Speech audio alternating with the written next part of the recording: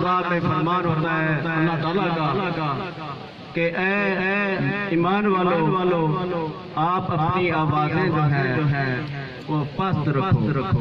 حالانکہ آپ جانتے ہیں کہ اس وقت حضرت صلی اللہ علیہ وسلم کی محفل میں کبار صحابہ کرام موجود ہوتے تھے اور اللہ تعالیٰ نے بھی یہ حکم ان کو ہی فرمایا. حالانکہ کسی بھی صحابہ کرام کی جو نیت تھی وہ بیعت میں نہیں تھی، لیکن پھر بھی حضرت صلی اللہ علیہ وسلم کے ادب کا تقاضا کیا ہے. اللہ تعالیٰ جو ہے وہ نہیں چاہتا کہ میرے محبوب کی آواز سے کسی اور کی آواز کو زیادہ ہو. تو یہ محفل بھی اسی سلسلے میں ہے. آپ بالکل باادب اور بالکل ہی خاموشی کے ساتھ بیٹھے اور ہمارا ہر ایک سیکنڈ ان کے ادب و احترام کی زینت بن جائے. اور حضرت کی ذات جیسا کہ آپ جانتے ہیں کہ وہ ذات ہے کہ جہاں پر یہ تدبیر کچھ بھی معنی نہیں رکھتی. علامہ اقبال کا ایک شعر ہے، مشہور شعر، کی محمد سے وفا نے تو ہم تیرے ہیں. یہ جہاں چیز ہے کیا لوح و قلم تیرے ہیں. اب میں دعویٰ دیتا ہوں جو نیکسٹ ہے ہمارے ناز شریف کے حسین عادل سلطان کلاس کہاں اقبال کے. اللہ علیکہ یا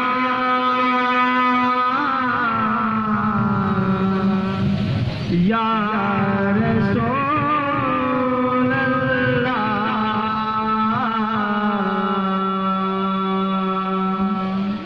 وسلم علیکہ یا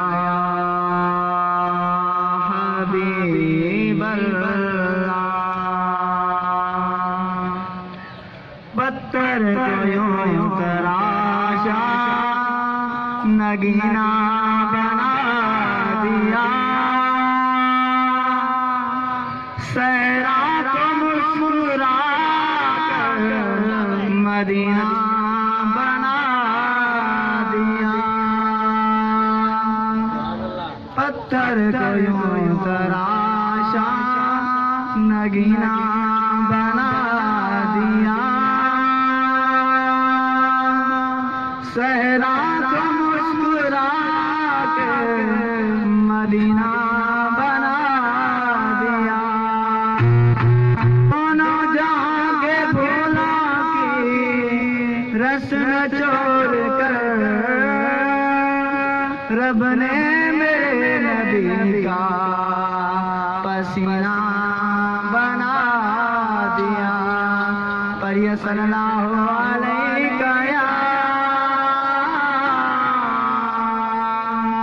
یا رسول اللہ